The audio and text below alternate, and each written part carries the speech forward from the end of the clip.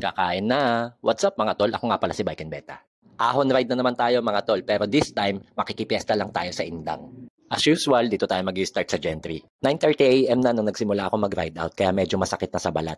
Sayang ang skincare. Dito nga pala tayo na ahon sa may kambal ahon ng 13. Tapos rekta sa banayad na ahon ng Conchu. Medyo nagmamadali nga rin pala akong pumadyak kasi iba talaga yung init pag medyo tanghali ka na nag-start. Tapos ayun, solo ride na naman nga pala ako mag-isa.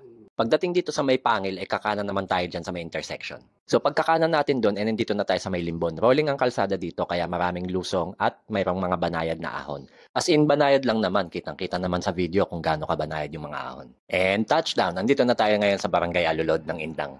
Happy Fiesta! So ayun, matik, nakikain tayo at nakipagkwentuhan. At syempre, kasama natin syempre si Ate Shawi. Balutin mo ako sa hiwaga ng iyong pagmamahal. Kaya syempre, matik, uuwi tayo ng may uwi. Salamat sa panonood mga tol.